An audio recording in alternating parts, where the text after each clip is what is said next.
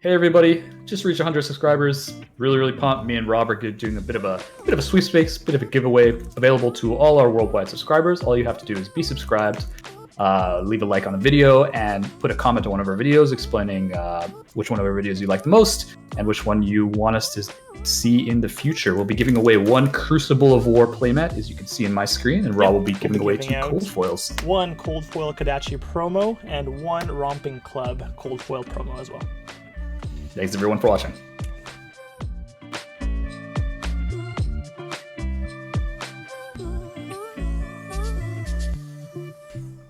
Hello everybody and welcome to a Spark of Genius production, the inaugural episode of the Hero Profile series, where we will be talking about all the heroes that we feel like it. No, we're going to try to do all of them anyways, but we're going to have some special guests on for the first one for Oldhim, the Grandfather of Eternity. And as always, I am joined by Mr. Rob McAuley, my co-commentator, co-creator, co-compatriot, and we have a special guest whose beautiful face will be in the top right here, and then you can just stare deeply in his eyes as you watch him talk about Oldhim. So we're joined by Mr. Dimos Kalupis. Dimos, how are you doing today? Hey, I'm doing well. I'm gled to be here. I'm excited to talk to you guys and talk about the deck. I'm excited that I can hear you crystal clearly now. That's very exciting. And so we're going to go over a little bit about how Dimos did at his Canadian Nationals, which is actually our Canadian Nationals. He was the only one to perform very well on Oldhim, taking him all the way to top 8 and performing quite well in both the draft and the classic constructed formats. And so I'm gonna pass the baton to Rob here. I gotta get a nice track relay picture of me passing it on to Rob. Yeah, so looking back at the Nats weekend, you obviously performed very well with the deck, making top 8. You want to talk about the matchups you had and what strengths or what weaknesses this deck had?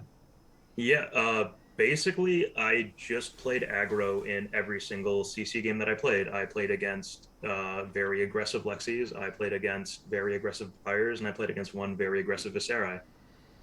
So the deck did exactly what it was supposed to do. I didn't do exactly what I was supposed to do with the deck because I picked it up about 3 days before Nats. I had 5 games of practice under my belt, and a lot of misplays. But luckily, because the deck is so good at being defensive, most of them didn't matter. There were definitely certain key ones that did, that haunt me a little bit. But all in all, the deck did exactly what it was supposed to do, which is against those aggressive decks, defend it out very, very well. Time was a bit of a concern because people weren't used to seeing Oldhim. I wasn't used to playing Oldhim, so a couple of the matches went to time, or went to last turn after time had been called, kind of thing. A lot of people complain about Oldhim just taking a lot of time in the game, right, and then running to time. You know what specifically about the deck makes it run to time, if you don't mind me asking? Well, basically, the deck needs 30 turns to win. Most, even other slower decks probably only need 20 or so. Makes sense. This deck probably needs 30 or so to reduce your opponent's threat density to get your cycles going and gone. But I will say, the last armory I went to, which was quite a competitive one all in all of my Oldhim games ended within 35 minutes, including a mirror match. There was one that went to time, admittedly, but 4 out of 5 finished with 15 minutes to spare. I was very happy about that. So I don't think the Oldhim time thing is as much of a concern as people are making it out to be now that people are more familiar with it. Right, it's more for new players who have not seen it before. It's a bit tricky to, He does have plenty of other weaknesses and stuff. So I think the CC portion went pretty well. I don't have any complaints on it. The deck did what it was supposed to do. It defended out against very aggressive decks. I also drafted Oldhim once in at one of the 2 drafts at Nats. And I liked my deck. I was basically running a bunch of Guardian block 3s, 1 yellow Evergreen, and an Oakenold. I think I had 2 blue Earth cards, and 1 blue Turn Timber. So right, was your Oakenold pack 1 pick 1? My Oakenold was passed to me 2nd pick in pack 2. Okay, that's not bad. I was shocked, and I would have been decently happy with my deck without the Oakenold, but because I had Oakenold, and obviously you end up with a So Tomorrow, because it's a common Earth card, and you just end up with those. Right. Basically, one Oakenold was two Oakenolds, and I got to play it out at least once or twice in a couple of my matchups. Awesome. The one scary one, I ended up playing a guy who had an Oakenold and a Pulse. That was Must a be very nice. combo matchup. It's got the combo. Yeah. Okay. Yeah, but going back to some of the weaknesses this deck has, you mentioned you went up against a lot of aggro decks and you succeeded, fairly well to win those games. What other kind of decks do you struggle against? Control or mid range? Basically, anybody who can set up. So anybody who can set up a board state or who can set up a very strong combo, that's kind of what this deck suffers against. So Dash can set up items, Prism can set up auras, Viserai can set up combos. Additionally, you don't fare too well against Bravo just because Bravo does what you do but more aggressively, and he doesn't really give you the time that you need to set up your deck, because the main engine of the deck is, so these are a bunch of blue block threes and Staunch Response. These are all the elemental cards. These are the red attack cards, and then this is the sideboard, which we'll talk about later. But basically, there's a lot of red attack cards here. They're not great, right? The way you win your games is by setting up to be able to Oakenold, put them back in your deck with Remembrance, and then Oakenold again. Until you get to that point, you're drawing hands full of, Disable that you can't dominate, or Glacial Footsteps. Sure, you can fuse it, but they've got 30 life. Whatever. So they take 5 damage. Who cares? Yeah, you're looking at pretty mediocre hands overall that can't really put enough pressure to those more combo-oriented decks. Yeah. Basically, anybody who can set up an endgame more effectively than you can will do better. And generally, the only way you can set up an endgame more effective than Oldhim is to put stuff on the board. Oldhim doesn't really have anything he can put on the board. He can do amulets, and there's some interesting combos there, but I don't think this is the meta for it necessarily. Gotcha. Yeah. Awesome. But looking more at Oldhim himself, not really his card pool, but his ability. It's a very strong one, very versatile. Do you have any tips or like guidelines for when to use your ice ability, when to use your earth ability, and against which heroes? Every Loaded hero. Question, I know. You have to use the ability in a completely different way against every single hero. So, against some heroes, both are amazing. Against some heroes, both are kind of bad. Against some, one is amazing and one is literally useless. Dorinthia,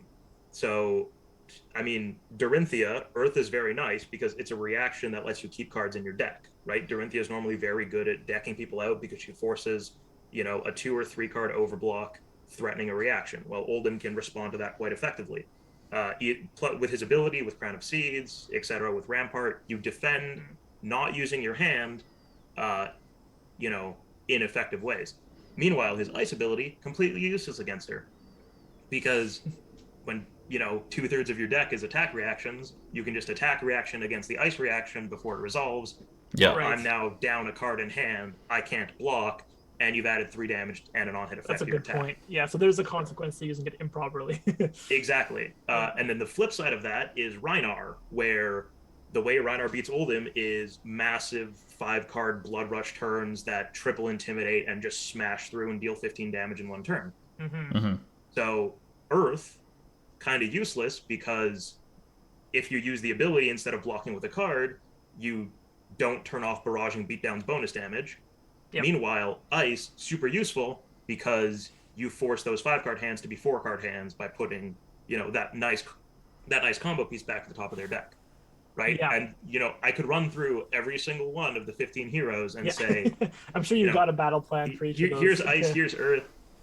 Here's how you use these things. But the one I will say is Ice React is amazing against Briar when they try to set up Sting, Ball, or because it turns it from, we did the math, 27 damage down to like 16 or something. By taking away that last card, and it makes it super survivable. You're putting Oh, go ahead, Eric. Sorry. I was just gonna say you're putting the balls back in their court, and then I realized Dimos had something more important to say before that. Bad joke.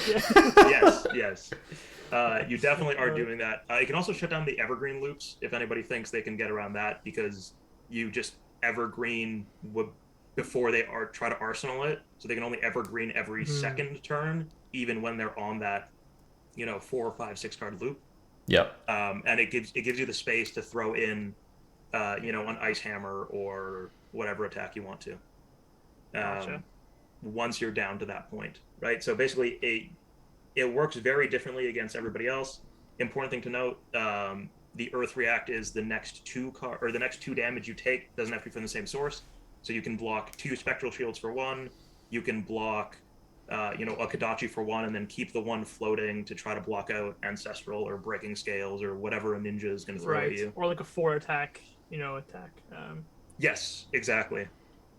To keep the one floating. Although usually for 4 attacks, you use the float from Crown of Seeds, or you block with Rampart of the Ram's Head, or something like that. So Oldhim Right. has a million different ways to block a 4 power attack.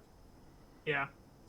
Awesome. Yeah, that was very, very detailed. So I'm sure a lot of Yeah. people learned because I mean, me myself playing Oldhim, I haven't really looked into all the uses for his ability because it's just you read the card and you're like, wow, I can do so much with this. So I think knowing There's a when to use lot, it. and Yeah. the other thing is, well, so my deck is only running what 19 elemental cards, Mhm. right? It's running 7 earth and it's running 13 ice, and then pulse counts as double. Hmm. Um, so, it'd be nice to say, okay, you can use it in all these circumstances, but consider in the average hand, you're not going to have the choice between ice and earth, right? You're That's going to true. have one or the other. You'll be down a path regardless, and just depending on if you want to use it or not at that point. Yeah, exactly. Yeah. Yeah. Awesome. Um, Yeah. Yeah. the the one thing I will say is how seldom and how often you use it should vary, and it ties into how often you're using Crown and Rampart. Because Oldhim does need to put some effort into decking himself out in order to get to the point where your threat density is higher and you can pop out, back to back fused attacks. Right. So the idea is probably to try to use it as often as you can, or I guess not as often, but because the more you block without using his de-reactability, the more you deck yourself out, right? So I guess at Yeah, that point you're it's thinking, I'm not going to use his ability because I want to get to that point where I have like 20 or so cards in my deck, right? yeah, the Earth one is, almost always use it if you have the opportunity to and if it's relevant. Okay. Because you want to keep Sotomaro in your deck because it's amazing. It gives you a free Oakenold. And Right. you want to keep Autumn's Touch because it can block 3 for later. And, if you only need to block 2 now, you can pitch Autumn's Touch and have a 3 block for later when you need it. Plus, they're both elemental.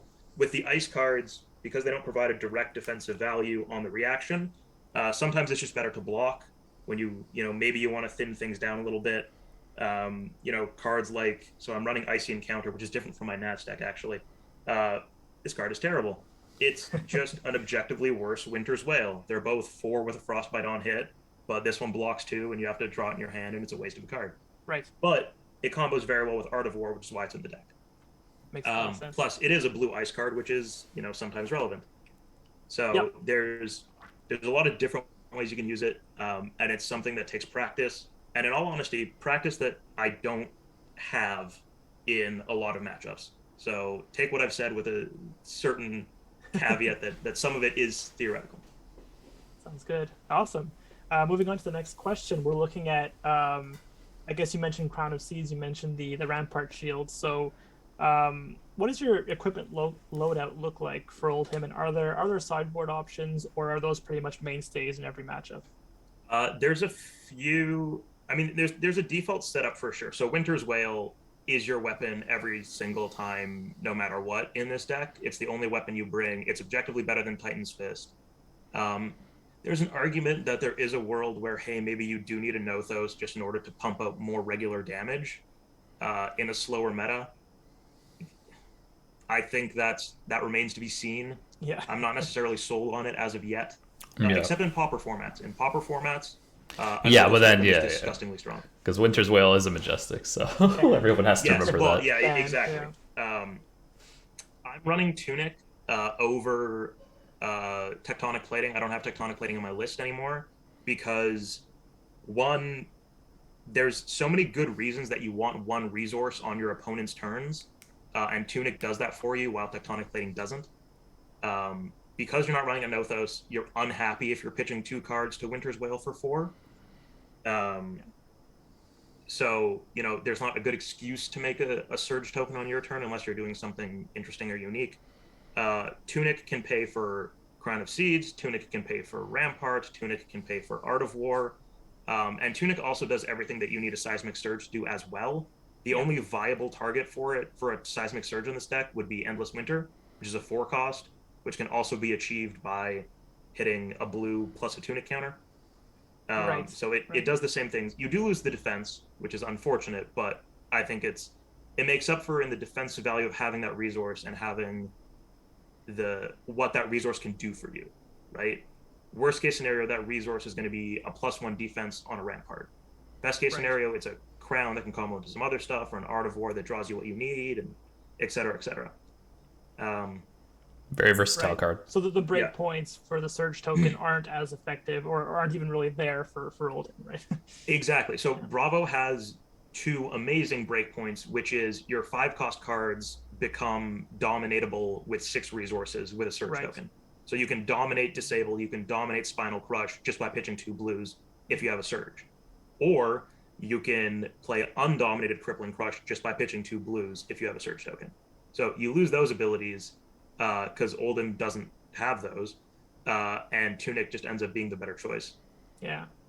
Awesome. Well, I think maybe there's certain metas where you just really need those 3 points of defense. But speaking of 3 points of defense, the default fist is Crater Fist.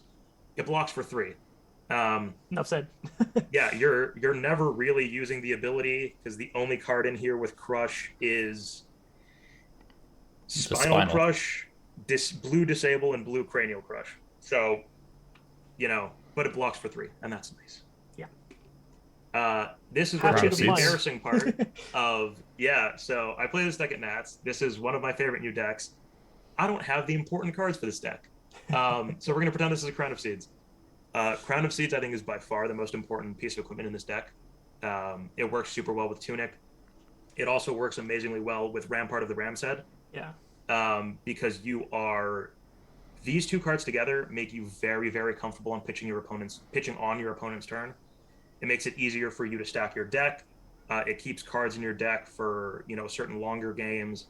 And Crown of Seeds ends up being card neutral because a card in hand is better than a card in arsenal, unless you're working around Reprise or Dominate or other niche situations, which are less and less common these days, right? Right.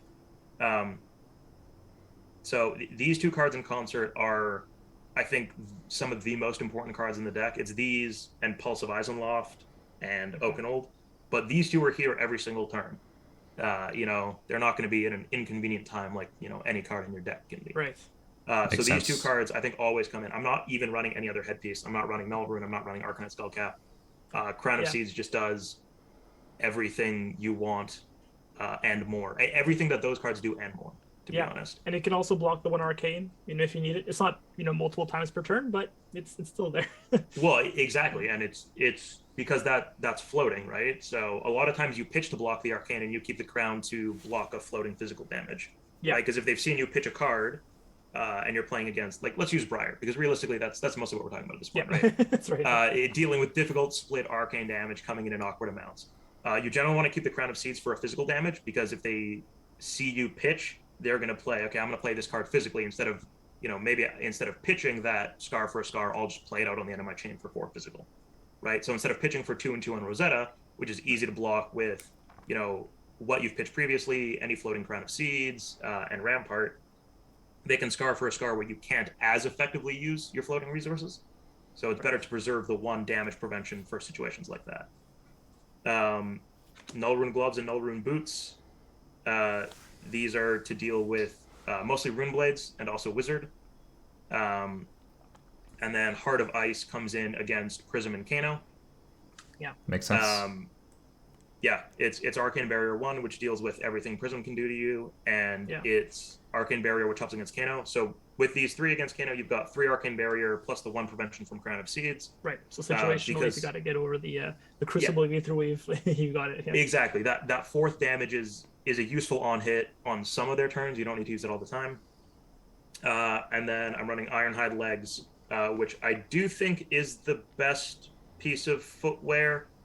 There's an argument for Mage Master boots, but if you run Mage Master boots, you have to run Tome, Right. and then it restricts what you can do with your arsenal effectively. And because that's being churned through so quickly, Yeah, with the Crown of Seeds, right? Yeah, it makes it a little bit clunky. I feel that like it's so restrictive based on like, hey, your Crown of Seeds like almost every turn, right? And it's kind of like, oh, you have the Tome, and then you're like, oh, now I might just take a whole lot of damage, and then I still have to pitch Tome and hope for like the health gain back. I will say, I think people should be careful about overusing Crown of Seeds, because if you're Crown of Seedsing every turn, it means you're not being too judicious about how you're stacking your deck for second cycle. And importantly, it means that on your second cycle, you're going to still have 45 cards in your deck. Yeah, that's not ideal. Have, 20, 25, maybe 30, because you want elemental cards, you want Oaken Old, and then, maybe some other stuff in there as well. But Iron Hide is, in this instance, I think much better than Iron Rot, just because you are pitching on your opponent's turn. You're going to have one floating resource. If you really need to, you can turn that into 2 defense. Yep. Plus, it combos much, much better with Forge for War, which is something that a lot of the equipment cards in this deck do. So I do run Forge for War in, quote, my sideboard, but it comes in most matchups. Right. Right. Because it turns all these 0 blocks that don't have Blade Break on them into something that can block every turn. So if I'm running Null Rune, that's 2. Rampart makes it 3.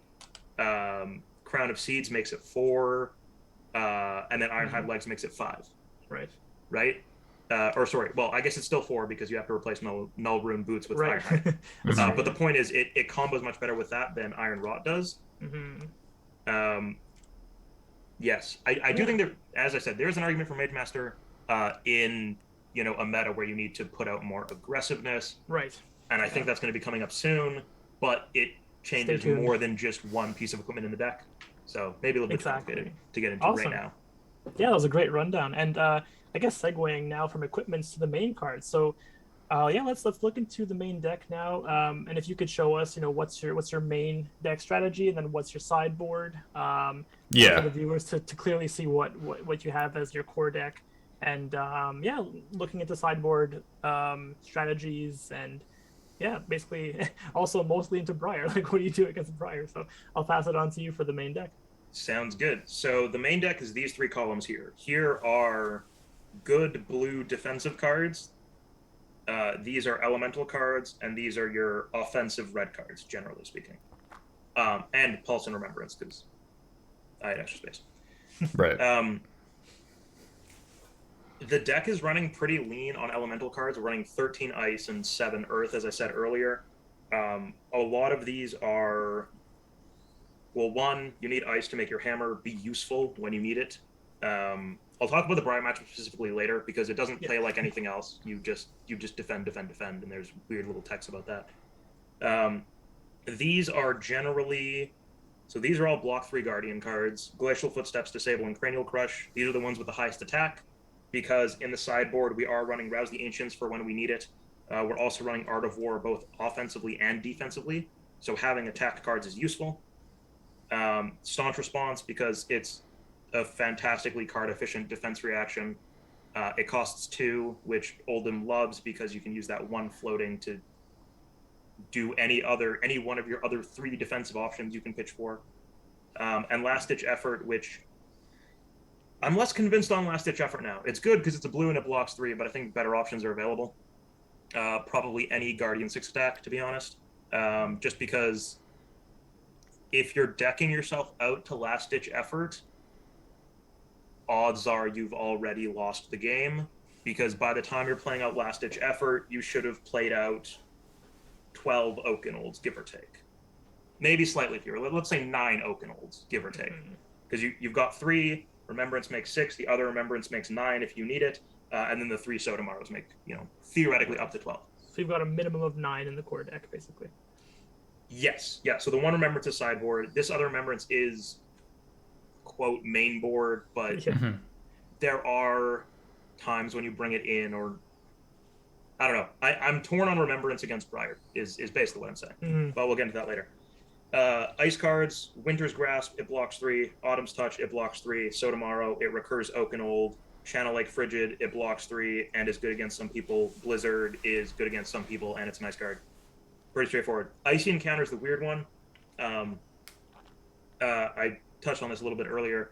It's just bad Winter's Wail, but it's an attack, which means it can work towards Rouse the Ancients and Art of War if you need it to. Right. And what was the card before this that you swapped out for? Prior to this, it was Winter's Bite. Okay. So Winter's Bite is better when your opponent is trying to pull a 5-card turn against you and they're not running Tunic. In this meta, I don't think that's too specifically useful. And yeah, once I put this in, it was noticeably smoother because this deck isn't running as many attacks as a lot of the other decks that benefit from Art of War are. Right. I'll talk about Art of War in a minute because you use it quite weirdly here. But before that, we've got red attacks. So Spinal Crush, it's a big Guardian attack that some decks have to block. Command and Conquer, it threatens an on-hit off of 2 cards. It's nice. It works well with Pummel and Tunic.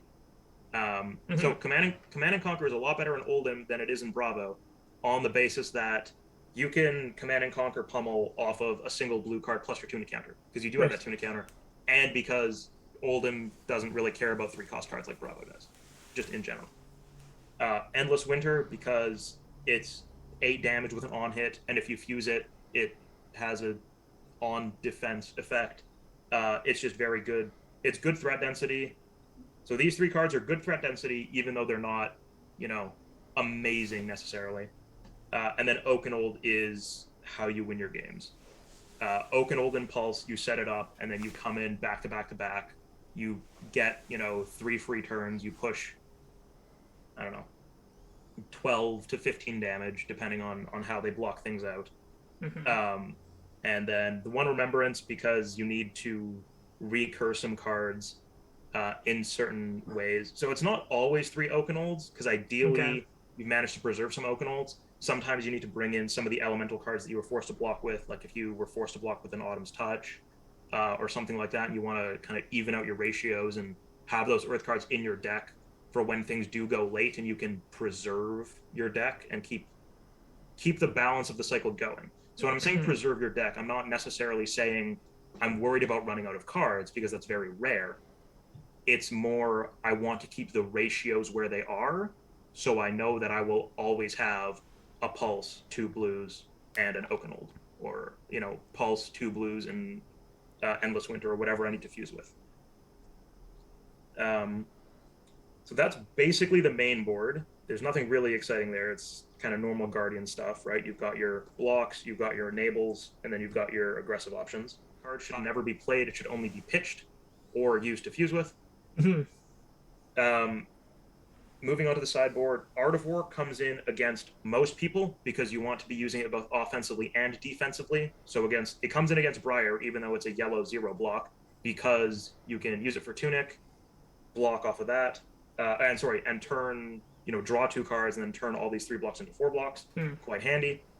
And that +1 is also sometimes relevant on their big exude turns, which is how you lose against Briar, is through their big exude turns, because as we discussed, their endgame combos are much less powerful against you because you can kind of stop them in their tracks.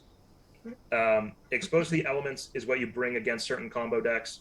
So Expose the Elements you bring to destroy Crown of Seeds in the mirror, Rampart in the mirror. You use it to destroy Footsteps, Vestige.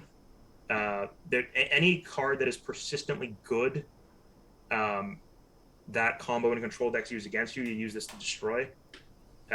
It's very, very good. I cannot overemphasize the usefulness of this card in most instances.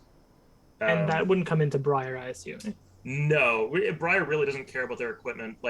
Sure, maybe you destroy Snaps, but this blocks for 0, and you're never going to have the resources to play it unless you see it literally turn 1. Yeah. So definitely doesn't come in against Briar. Forge Forward does come in against Briar because it blocked for 3. That's basically the only reason.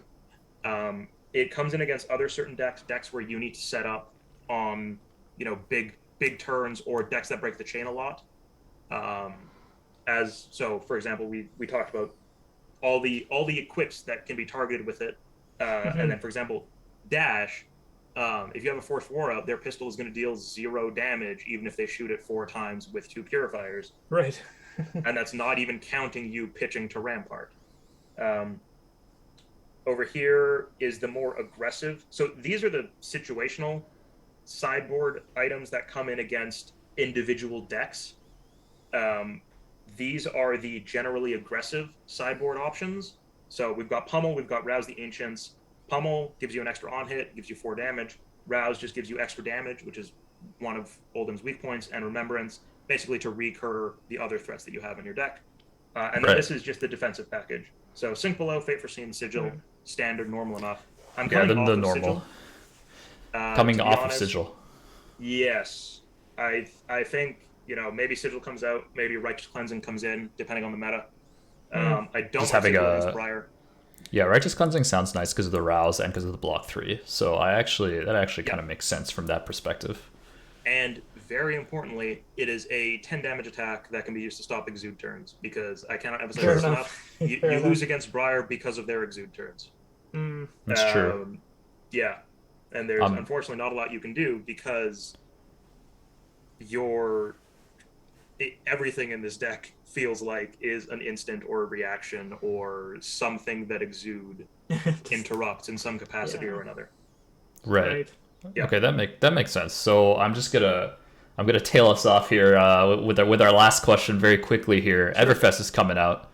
Dimos, I know you're psyched. I'm psyched. Rob's psyched. We're gonna have some stuff for the channel too. We're gonna have some box breaks. We're gonna open a whole lot. But Dimos, if there's like one card that you can think of, I know you mentioned before Oldhim's in a pretty decent state as far as the meta. Doesn't really need much. He does quite well on average. Is there a card you maybe like to see that you would put into Oldhim in the current state?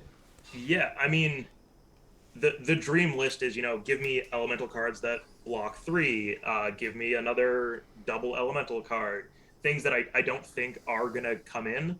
But what I would like to see, and I think is also viable to see, well, one, Stalagmite, which is the shield, the quote legendary shield that they teased previously. I'm curious to see what that is. I don't think he needs it. I think his current shield is more than adequate enough. But what I do want to see, and what I do think we're probably going to see, is something like Endless Winter, but with an Earth Fuse. So, 4 cost, 8 attack, probably, maybe 3 cost, 7 attack, who knows. It has an Earth Fuse. It'll have an on-hit effect. It'll, maybe for every card that it's defended against, you get +1 attack, or the first card you defend with on your next turn gets +1 defense, or something like that. Right.